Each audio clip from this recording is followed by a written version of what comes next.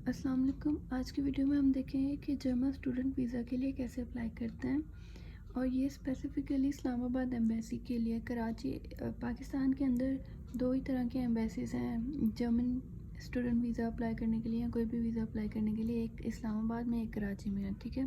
दोनों का प्रोसेस थोड़ा सा डिफरेंट है। तो मैंने इस्लामाबाद के थ्रू किया था, तो मैं उसी के ट्यूटोरियल सारा आपको बताऊँगी आज। अच्छा, जब भी आपने प्लान करना है जर्मन स्टूडेंट वीज़ा अप्लाई करने के लिए, तो जिस सेमेस्टर के लिए आपने अप्लाई करना है उससे 6 या 8 महीने पहले आपने एम्बेसी की वेबसाइट पे जाके अपॉइंटमेंट के लिए अप्लाई कर देना है, क्योंकि एम्बेसी जो है 6 मंथ तो लाजमी लेती है अपॉइंटमेंट देने के लिए स्टूडेंट्स को, ठीक है। तो मेरा सिनेरियो ये था कि मुझे एग्जैक्ट 6 महीने के बाद अपॉइंटमेंट आई थी, लेकिन कुछ प्रोटेस्ट वगैरह चल रहे थे, उसकी वजह से मेरा 1-2 वीक लेट हो गया था काम। तो ऐसे अब हम स्टार्ट करते हैं इसका प्रोसेस। तो प्रोसेस ये है कि सबसे पहले अगर आपने यूनिवर्सिटी में भी एडमिशन नहीं लिया ना, और ऐसा ही होता है कि एडमिशन नहीं होता तभी आप स्टार्ट करते हो ये वाला प्रोसेस, ठीक है, क्योंकि एडमिशन वो 6 महीने के अंदर अंदर आपको मिल ही जाता है। तो सबसे पहले मैं ये वाला लिंक आपको डिस्क्रिप्शन में दे भी दूँगी। आपने सबसे पहले इस लिंक पे जाना है। इस लिंक पे जाके आपके पास जो पेज खुलेगा उसके अंदर डिफरेंट कैटेगरीज़ होंगी, ठीक है। पहली कैटेगरी ही आपकी ये होगी visas long and short term वाली, ठीक है। इसके अंडर अटेस्टेशन वाली भी होगी, इसके अंदर पासपोर्ट, मिसिंग पासपोर्ट या समथिंग कुछ करके ऐसे है, वो कैटेगरी भी होगी। लेकिन आपने पहले वाली कैटेगरी के अंडर जो कंटिन्यू है उसको प्रेस करना है, तो नेक्स्ट पेज आपका ओपन हो जाएगा, ठीक है।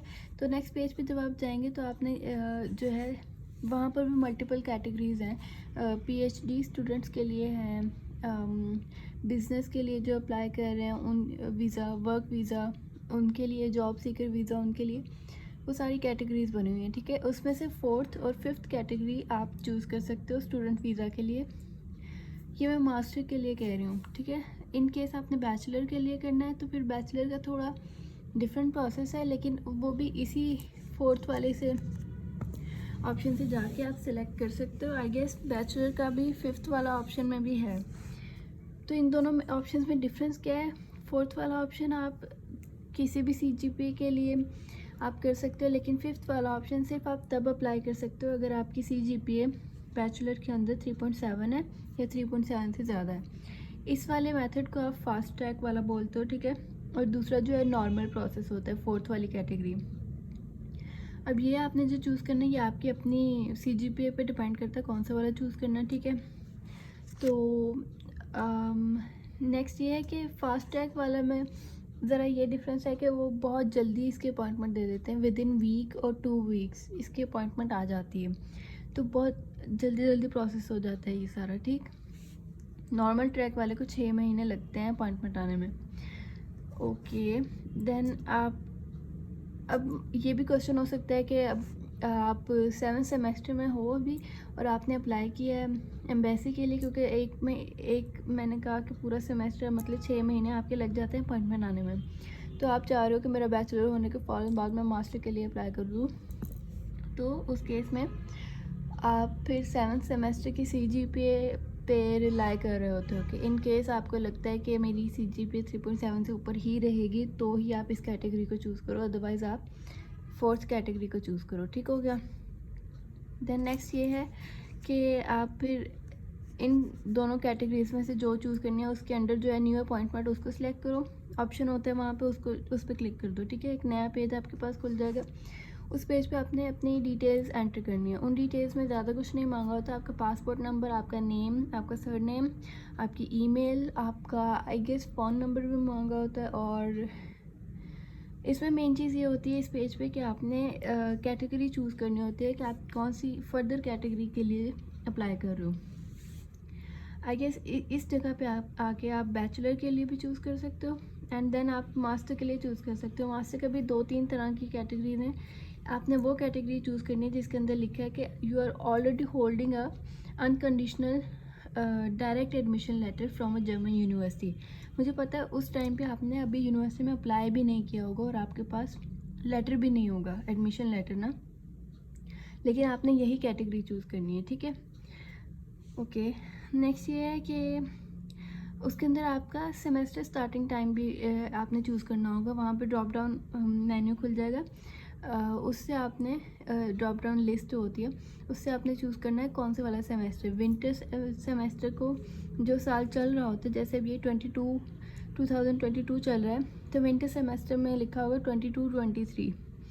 तो इस साल का विंटर सेमेस्टर 22-23, और जो समर सेमेस्टर था वो आई गेस वो अब जैसे 2023 के समर सेमेस्टर की बात करो तो वो होगा 23, अकेला 2023 होगा आई गेस लिखा हुआ, ठीक है। तो उसमें से वो भी आपने देख के चूज़ करना, क्योंकि अगर ये वाले ऑप्शन आपने गलत चूज़ किए हुए, आपको 6 महीने वेट करने के बाद अपॉइंटमेंट आ भी गई, तो एम्बेसी वहाँ जाकर रिजेक्ट कर देगी कि आपका एडमिशन इस सेमेस्टर का है ही नहीं, तो आप आगे प्रोसेस नहीं कर सकते हो। ठीक हो गया। यहाँ पे केयरफुली आपने चीज़ें अपनी सारी डिटेल्स ऐड करनी है। मैं जब अपॉइंटमेंट के लिए गई थी एम्बेसी, वहाँ एक स्टूडेंट आया हुआ था, उसने गलती से अपने पासपोर्ट नंबर के अंदर एक अल्फ़ाबेट गलत लिखा हुआ था और उन्होंने उसकी अपॉइंटमेंट कैंसिल कर दी थी। तो इन चीज़ों का यहाँ पे ख्याल रखना है आपने। ठीक हो गया। नेक्स्ट है कि एम्बेसी के अंदर जब आपने जाना है, आपको अपॉइंटमेंट आ गई, तो उसका एक प्रोसेस होता है, वो भी मैं बताऊंगी, पर पहले आपको मैं चेकलिस्ट बता दूं कि आपने कौन कौन से डॉक्यूमेंट्स लेके जाने हैं साथ सबमिट करने के लिए। ओके, तो आपने एम्बेसी जाने से पहले ये वाले सारे डॉक्यूमेंट पूरे करने हैं, और जिस सीक्वेंस में लिखा है इसी सीक्वेंस में आपने 2 डिफरेंट सेट्स बना के लेके जाने हैं, ठीक है। हर चीज़ के 2-2 डिफरेंट सेट्स और अलग-अलग फाइल में रखने हैं इसी तरतीब के साथ, ओके। और हर पेपर आपका A4 होना चाहिए। अगर वो पासपोर्ट के पेज की कॉपी भी है, वो भी A4 के ऊपर ही होनी चाहिए। कोई भी हो, आपका CNIC वगैरह कुछ भी कॉपी हो आपकी, वो A4 पेपर पे होनी चाहिए। नहीं होगी तो वहाँ पे प्रिंटर लगे हुए और वो बहुत महंगे हैं। मतलब मेरे 3 पेज प्रिंट करने थे और 750 रुपीज़ लगे थे मेरे 3 पेजेस पे, इतना महंगा है वहाँ पे। तो आप अपने डॉक्यूमेंट्स लेके जाएं, और हो सके तो एक तीसरा एक्स्ट्रा सेट भी बना के रखें, इन केस आपके पास कुछ मिसिंग हो जाता है किसी सेट में, तो आप उसमें से ले सकते हो। और इसके अलावा चौथा सेट आपका जो होगा वो आपके सारे ओरिजिनल डॉक्यूमेंट्स का होगा, ये सारी कॉपीज़ होंगी, और चौथा सेट आपका ओरिजिनल डॉक्यूमेंट्स का भी आपके पास होना चाहिए। ठीक हो गया। अब आते हैं चेकलिस्ट पे। तो सबसे पहले एप्लीकेशन फॉर्म। ये एप्लीकेशन फॉर्म आपको कहाँ से मिलना है, कौन सी वेबसाइट से मिलना है, मैं उसका लिंक भी आपको दे दूँगी, यहाँ मैं लिखना भूल गई हूँ।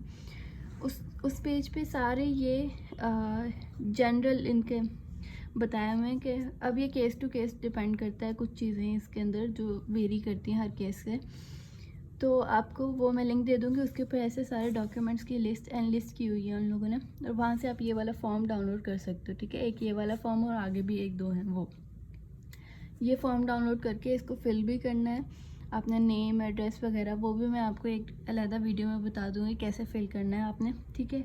वो सारे आपने पेन से नहीं फिल करने, सिर्फ सिग्नेचर पेन से करने हैं आपने, बाकी सारा आपका कंप्यूटराइज फिल होना चाहिए, ठीक है। नेक्स्ट है आपके पास बायोमेट्रिक पिक्चर। बायोमेट्रिक पिक्चर ये अब जो होती है, अक्सर आप पिक्चर जो पासपोर्ट साइज़ भी निकलवाने जाते हो, वो थोड़ी फेस में चेंजिंग कर देते हैं, फ़िल्टर लगा देते हैं ब्राइट करने के लिए या कुछ भी, तो ऐसा नहीं करना। उनको स्पेसिफिकली आपने बोलना है कि ये बायोमेट्रिक पिक्चर चाहिए मुझे, इसमें कोई चेंजेस नहीं करनी, एज इट इज़ पिक्चर चाहिए आपको, और ये वाइट बैकग्राउंड के साथ होनी चाहिए और पासपोर्ट साइज़ की होनी चाहिए, ठीक है। नेक्स्ट आपके पास आता है ये यूनिवर्सिटी का एक्सेप्टेंस लेटर। अब ये अपॉइंटमेंट आपको 6 महीने के बाद जाके मिलनी है, ठीक है। उतनी देर में आप यूनिवर्सिटीज़ में अप्लाई करोगे, उसकी अलग वीडियो में बनाऊंगी कैसे अप्लाई करते हैं और क्या क्या उसके इम्पॉर्टेंट पॉइंट्स हैं जो आप फॉलो करो तो आपको एडमिशन मिल जाता है। तो यूनिवर्सिटी आपको हो सकता है पहले एक अनकंडीशनल लेटर इशू करे, अनकंडीशनल एक्सेप्टेंस या ऑफर लेटर दे, देन उसके अंदर जो कंडीशनल दे, तो कंडीशन जो उसमें मेंशन होंगी, फॉर एग्जांपल मेरी कंडीशन मेंशन थी कि मेरे पास उस टाइम डिग्री नहीं थी, क्योंकि मैंने 7th सेमेस्टर में अप्लाई करना शुरू कर दिया था। तो जैसे मेरी डिग्री पूरी हुई, मैंने उसके बाद सबमिट करवाई और फिर मुझे एक फ़ाइनल अनकंडीशनल ऑफ़र लेटर मिला, ठीक है।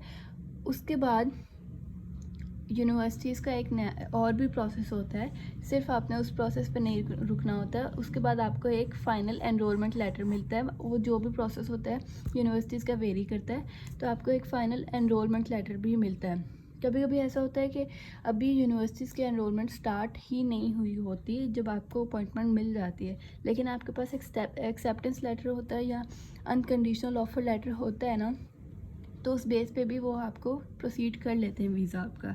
लेकिन ये सिर्फ तब उस केस में होगा जब आपकी एनरोलमेंट अभी स्टार्ट नहीं हुई होंगी यूनिवर्सिटी ऑफिशियली, ठीक है। इन केस आपकी अपॉइंटमेंट थोड़ी लेट हो गई है और आप मतलब 1 महीना या 1.5 महीना लेट हो गए हैं, फिर जाके आपकी अपॉइंटमेंट आई है, लेकिन आपकी यूनिवर्सिटी अलाउ कर रही है कि आप थोड़ा लेट ज्वाइन कर सकते हो, आप ऑनलाइन उतनी देर क्लासेस ले सकते हो, तो आपने यूनिवर्सिटी से एक लेटर लेना होता है जिसको बोलते हैं एक्सटेंशन लेटर। इसके अंदर क्लियरली मेंशन होता है कि आप लेट ज्वाइन कर सकते हो, ठीक है। तो ये सारे लेटर्स आपने अपने केस के अकॉर्डिंग लेके जाने हैं साथ, और ये सारे A4 प्रिंट होने चाहिए, ठीक हो गया। ओके, नेक्स्ट आपके पास आता है ब्लॉक अकाउंट कंफर्मेशन। अब ये कहाँ से मिलेगी? ब्लॉक अकाउंट जो है उसकी मैं एग्जैक्ट अमाउंट अभी मुझे याद नहीं कितने यूरोस थी, आई थिंक 12 के 11,300 समथिंग यूरोज़ है। मैं डिस्क्रिप्शन में लिख दूँगी, ये भी कुछ around 25 lakh rupees Pakistani rupees बनते हैं। तो वो आपने ब्लॉक अकाउंट में सबमिट करवा के उसका एक फिर जाके आपको एक कंफर्मेशन डॉक्यूमेंट पूरा आपको मिलता है। वो डिपेंड करता है आपने कौन सी कंपनी से में ब्लॉक अकाउंट ओपन करवाया है। जो मेजरली इसके जर्मनी की फेमस जो कंपनीज़ हैं वो 2 मुझे मिली हैं। एक है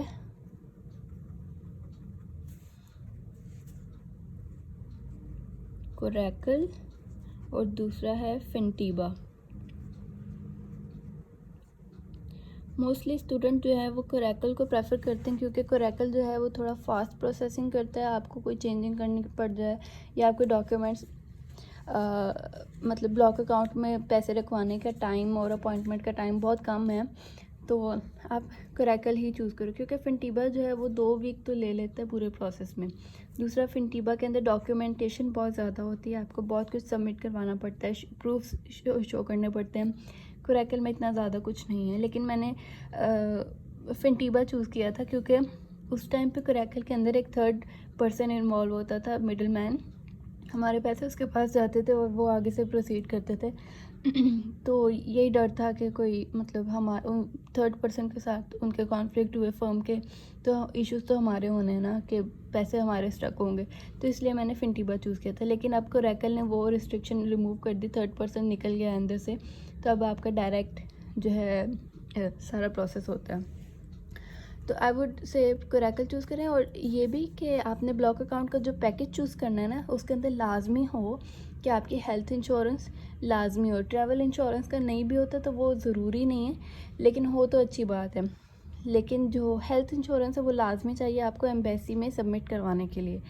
तो वो आपने पैकेज देख के चूज़ करना है, ठीक है।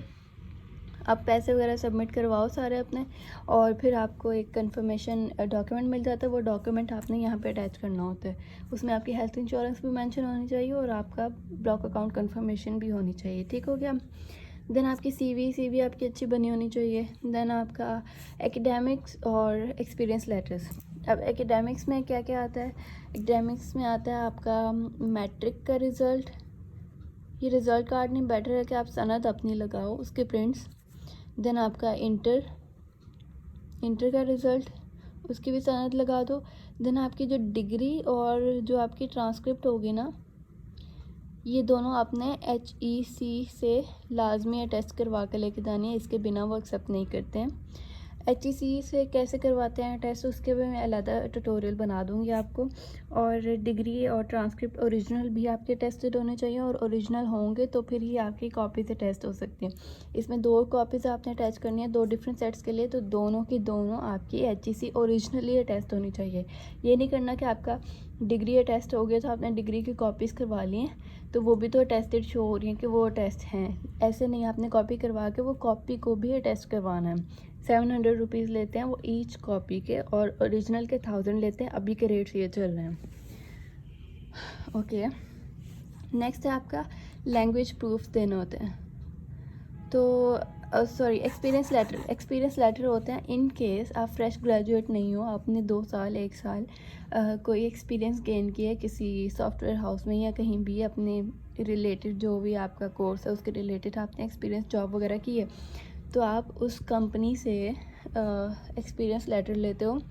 देन यूनिवर्सिटीज़ में अप्लाई करते हुए आप बेटर है कि आप उनसे रिकमेंडेशन लेटर वगैरह भी लो, वो अलग प्रोसेस है, लेकिन यहाँ पे आपको एक्सपीरियंस लेटर शो करने होते हैं, ठीक है। देन नेक्स्ट आता है आप ये सब अटैच करो यहाँ पे, और ये सब आपने इस तरतीब में करना है कि सबसे पहले आपकी डिग्री आनी चाहिए, फिर ट्रांसक्रिप्ट आनी चाहिए, फिर इंटर का रिज़ल्ट, फिर मैट्रिक, इस तरतीब में आपने लगाना है, ठीक है। ओके, देन आपके लैंग्वेज प्रूफ्स होने चाहिए। लैंग्वेज प्रूफ आइल्स जो हैं इस वक्त जर्मनी के लिए आपको एम्बेसी की रिक्वायरमेंट है, 6 बैंड लाजमी होने चाहिए। मैंने भी सुना है, कंफर्म नहीं है मुझे, कि कुछ यूनिवर्सिटीज़ ऐसी हैं वो आपकी रिसर्च पे बेटर रिलाई करते हैं। कुछ यूनिवर्सिटी आपको आइल्स के बिना एडमिशन दे देती हैं, और अगर यूनिवर्सिटी ने एडमिशन दे दिया है तो आप एम्बेसी में उनका वो प्रॉपर लेटर के अंदर लिखा होता है अपने लैंग्वेज की सारी रिक्वायरमेंट्स पूरी की हुई हैं, तो वो आप एम्बेसी में दिखा दो तो वो आपको इशू नहीं करते हैं। लेकिन मैं ज़्यादा प्रेफर करूँगी आप आइल्स लाजमी दो, क्योंकि फिर आपका बहुत मतलब कम डोमेन रह जाती है जिसमें जिन यूनिवर्सिटीज़ में आप अप्लाई कर सकते हो, तो क्योंकि आपको यूनिवर्सिटी में अप्लाई करने से पहले आइल्स क्लियर करके रिज़ल्ट आपके हाथ में होना चाहिए, वहाँ चाहिए होता है, अदरवाइज़ आइल्स के बिना वो आगे प्रोसीड नहीं करते। Most of the university majority ऐसे हैं। ओके, देन आपका इंग्लिश लैंग्वेज प्रोफिशेंसी लेटर, ये कहाँ से मिलेगा? ये आपका अगर बैचलर डिग्री इंग्लिश में थी प्रॉपर, तो वो यूनिवर्सिटी आप यूनिवर्सिटी जाओ, वहाँ से आप उनको बोलो कि वो आपको लैंग्वेज प्रोफिशेंसी लेटर दे दें, तो वो आपको दे देते हैं। आपका नेम मेंशन होता है कि आपने पूरी डिग्री इंग्लिश में की है, तो वो भी अक्सर काम कर जाता है। लेकिन बेटर है कि आइल्स दो आप, ठीक है। जर्मन लैंग्वेज आपको सिर्फ उसी केस में चाहिए इन केस आपका कोर्स जो है वो हाफ जर्मन और हाफ इंग्लिश है, या फिर फुल जर्मन लैंग्वेज में है, तो इसके भी केस वेरी करते हैं। इन केस आपकी डिग्री पार्शल लैंग्वेज इसमें है, फिर भी अक्सर यूनिवर्सिटीज़ आपको अलाउ कर देते हैं, आप पहले 2 सेमेस्टर वहाँ पे आ सकते हो without language certificate, German language certificate, ठीक है। लेकिन फिर आपको कोर्स के अंदर वो एक लैंग्वेज का कोर्स उठाना होता है, पढ़ना होता है, उसमें A1 या B2 आई थिंक वो क्लियर, इतने ग्रेड तक वो क्लियर करना होता है, तभी आप आगे प्रोसीड कर सकते हो, तो अदरवाइज़ नहीं कर सकते होते। अगर तो उनकी कंडीशन आपने पहले ही जर्मन लैंग्वेज क्लियर करके आनी है तो फिर आपको करनी ही पड़ेगी, अदरवाइज़ आपका वीज़ा रिजेक्ट हो जाएगा, ठीक हो गया। ओके, नेक्स्ट है आपका स्पॉन्सर की सारी डिटेल्स। स्पॉन्सर कौन है? जिसने आपको ब्लॉग अकाउंट के लिए पैसे दिए हैं। अगर आप खुद हो तो उसके डिफरेंट है। अब ये सारा प्रोसेस वेरी करता है आपके केस टू केस। कुछ लोग खुद ही अपने आप को स्पॉन्सर कर रहे होते हैं जॉब वगैरह के थ्रू, कुछ लोगों के पेरेंट्स कर रहे होते हैं, कुछ की एक्सटेंडेड फैमिली में से कोई कर रहा होता है, तो ये सारे डॉक्यूमेंट्स वेरी करते हैं उसके अकॉर्डिंग, ठीक हो गया। पाकिस्तान के अंदर अगर आप करो तो ये वाला सारा प्रोसेस है, ये किसी और ने किया था जिससे मैंने डिटेल्स दी थी, क्योंकि मेरा सारा प्रोसेस ये यूके से हुआ था और उसके लिए डिफरेंट चीज़ें रिक्वायर्ड थी, वो भी मैं आपको बता दूंगी क्या क्या था। ये पाकिस्तान के अकॉर्डिंग है। अगर आप आपका स्पॉन्सर बिजनेस करते हैं तो ये उसके अकॉर्डिंग डिटेल्स देनी है आपने, ठीक है। अकाउंट मेंटेनेंस सर्टिफिकेट, अब ये मुझे नहीं पता कहाँ से मिलता है, लेकिन ऑब्वियसली बैंक अकाउंट से ही मिलेगा, मे बी उनको आप मेंशन करो तो वो कोई प्रोसेस हो आपको बता दें, ठीक है। बैंक स्टेटमेंट्स आपकी आई गेस के ये 6 मंथ तक की होनी चाहिए, या कुछ कंट्रीज़ में 3 मंथ तक की भी ले लेते होते हैं बैंक स्टेटमेंट्स। मैंने जो अटैच की थी यूके के अकॉर्डिंग, वो था हमारी, उसी में आपका वो आ गया था सोर्स ऑफ इनकम। हाँ, आपने सोर्स ऑफ इनकम शो करना होता है ना, तो सोर्स ऑफ इनकम आपका यहाँ पे तो मेंशन ही नहीं है। सोर्स ऑफ इनकम आपका अक्सर वो पूछते होते हैं, क्योंकि पाकिस्तान के डॉक्यूमेंट्स होंगे तो वो लाजमी पूछते हैं, अगर किसी बाहर के कंट्री के होंगे तो वो अक्सर एग्जाम भी कर देते हैं ये क्वेश्चन, क्योंकि पाकिस्तान में फ्रॉड ज़्यादा चलते हैं इसलिए वो पूछते हैं, ठीक हो गया। तो बैंक स्टेटमेंट आपकी 6 महीने की होनी चाहिए, मैंने जो अटैच की थी उसके अंदर ही सारा वो मेंशन हो रहा था कि वो पैसे उधर आए कहाँ से, तो वो प्रॉपर्टीज़ वगैरह के रेंट्स आ रहे थे, तो वो क्लियरली मेंशन था वहाँ पे, तो इसलिए उन्होंने मुझसे सोर्स ऑफ इनकम मांगा ही नहीं। ठीक हो गया। देन है FRC, ये फैमिली रजिस्टर्ड सर्टिफिकेट या रजिस्ट्रेशन सर्टिफिकेट होता है, ये आपको नादरा से मिलता है। इस के थ्रू आपने शो करना होता है कि आपका स्पॉन्सर के साथ रिलेशन क्या है। अब मेरी जो थी स्पॉन्सर वो एक्सटेंडेड फैमिली से हैं, मेरे फादर की सिस्टर मतलब मेरी पुप्पू हैं। सो पहले तो मुझे FRC चाहिए था मेरा सिबलिंग्स का, जिसमें ये शो हो कि मेरा रिलेशन फादर के साथ मेरा क्लियरली रिलेशन शो होना चाहिए। ठीक है। देन दूसरा FRC मुझे चाहिए था मेरे फादर का उनके सिबलिंग्स के साथ, मतलब हाँ मेरी पुप्पो और जो ताया अबू वगैरह वो सब, उनका FRC एक होता है। और फिर तीसरा FRC मुझे रिक्वायर्ड था मेरी जो एक्सटेंडेड फैमिली से मेरे पुप्पो हैं उनका और उनके हस्बैंड का, क्योंकि उनका मतलब एक के नाम पे नहीं था, दोनों के नाम पे चीज़ें थी, तो इसलिए तो तीनों FRC मैंने अटैच किए थे। अब ये भी वेरी करता है आपके स्पॉन्सर के अकॉर्डिंग। अगर आपका फादर या मदर आपकी स्पॉन्सर हैं तो आपको सिर्फ 2 ही चाहिए होंगे FRC, आपका सिबलिंग्स वाला और आपके फादर का और उनकी मैरिड मतलब वाइफ वाला। ठीक है, तो ये है। नेक्स्ट है एफिडेविट। एफिडेविट एक डॉक्यूमेंट होता है, आप अपनी नियरेस्ट कोर्ट से जाके भी लिखवा सकते हो, या लिखवाना है आई गेस किसी लॉयर से होता है, या फिर आप अपने स्पॉन्सर से ही लिखवाते हो। मुझे तो ये बना बनाया दिया था मेरे स्पॉन्सर ने, तो मुझे अब एग्जैक्ट कंफर्म नहीं कि कहाँ से होता है। एफिडेविट का आप सर्च कर लीजिएगा, तो इसमें क्लियरली मेंशन होता है कि आपका स्पॉन्सर विलिंगली आपको पैसे दे रहे हैं, कि वो आपको आगे भी स्पॉन्सर करेंगे और अभी भी वो विलिंगली आपको स्पॉन्सर कर रहे हैं। पूरा रिलेशन मेंशन होता है कि क्या रिलेशन है आपका आपके स्पॉन्सर के साथ। ठीक हो गया। देन आपका टैक्स रिटर्न वगैरह, अगर ये आपका कोई टैक्स वगैरह का इशू है आपकी कंट्री में, तो उसका प्रॉपर एक डॉक्यूमेंट आपको बैंक से मिलता होता है या कोर्ट से शायद मिलता है, तो वो आपने लेना होता है। उसका प्रूफ होता है कि आप टैक्स पे करते हो। तो ये है। अगर आपको सोर्स ऑफ इनकम शो करना पड़ता है तो आपकी जो प्रॉपर्टी वगैरह, जैसे मैंने कहा बिज़नेस है, तो वो प्रॉपर्टी वगैरह जो भी है आपकी, उसके पेपर्स आपको शो करने होते हैं यहाँ पे। ओके। नेक्स्ट है आपने पासपोर्ट की कॉपीज़ अटैच करनी है। पासपोर्ट की कॉपीज़ मैंने फिर मेंशन करूँ A4 होनी चाहिए, लाजमी A4 पेपर पे होनी चाहिए। ठीक हो गया। देन आपका हेल्थ इंश्योरेंस और ट्रैवल इंश्योरेंस, ये आपके ब्लॉक अकाउंट में ही कवर हो जाता है। अगर आप सेपरेटली लोगे ना, ये हेल्थ इंश्योरेंस और ट्रैवल इंश्योरेंस बहुत महंगी पड़ती है, पैकेजेस के अंदर बहुत सस्ती पड़ जाती है। ठीक हो गया। देन एप्लीकेशन डिक्लेरेशन फॉर्म, ये भी उसी वेबसाइट पे होगा जो मैं आपको कमेंट्स में मेंशन डिस्क्रिप्शन में मेंशन करूँगी, जहाँ से आपको ये पहला डॉक्यूमेंट लेना हो। ये भी कैसे, इस पर सिर्फ साइन चाहिए होते हैं आई गेस, आपके साइन सिग्नेचर चाहिए होंगे इस पर। ठीक हो गया। बल्कि इस पर भी आपने कुछ डिटेल आपने एंटर करनी होती है, तो सारी डिटेल इन फॉर्म्स की आपने कंप्यूटराइज उसमें फिल करना है। देन नेक्स्ट है ये वाला फॉर्म। ये फॉर्म भी आपने उसी वेबसाइट से लेना है जहाँ से आपने डिक्लेरेशन और एप्लीकेशन फॉर्म लेनी है। इस पर सिर्फ साइन करने होते हैं। ठीक हो गया। देन है आपकी अपॉइंटमेंट ईमेल। ये अपॉइंटमेंट ईमेल, आपको 2 अपॉइंटमेंट ईमेल्स आएंगी। एक वो आएगी जब आपने अपॉइंटमेंट के लिए अप्लाई किया था 6 महीने पहले, वो सिर्फ उसके अंदर आपको एक रेफरेंस नंबर होता है, उसी रेफरेंस नंबर की जब बारी आएगी तब आपको अपॉइंटमेंट मिलेगी। ठीक हो गया। तो आपने वो वाली ईमेल नहीं लेके जानी, आपने उस ईमेल का प्रिंट लेके जाना है जो आपको 6 महीने के बाद आएगी, इसमें कंफर्म होगा कि इस डेट को आपकी अपॉइंटमेंट है और आपने आना है। उस अपॉइंटमेंट ईमेल के आपने प्रिंट्स लेके जाने हैं। और ये अक्सर स्टूडेंट भूल जाते हैं। वहाँ पर एक स्टूडेंट था एम्बेसी में आया हुआ, जिसको अपॉइंटमेंट तो आई, लेकिन उसने विद इन 7 डेज़ उसको कंफर्म नहीं किया। तो जैसे ही आपको वो अपॉइंटमेंट ईमेल आए, लाजमी अपनी ईमेल को पूरा पढ़ें। उसके अंदर एक लिंक दिया होगा जिस पर क्लिक करके आपने कंफर्म करना होगा कि मैं अपॉइंटमेंट के लिए आऊँगा या आऊँगी। ठीक हो गया। तो ये सारी चीज़ें थी। आई होप मैंने सब कुछ बता दिया है। बाकी नेक्स्ट वीडियोस के अंदर हम यूनिवर्सिटीज़ में अप्लाई कैसे करना है, उसकी लिस्ट वगैरह, उसका स्ट्रेटजी जो भी थी वो बताऊंगी मैं, और बाकी कुछ चीज़ें और भी बताऊंगी इंशाल्लाह। अगली वीडियो तक के लिए अल्लाह हाफिज़।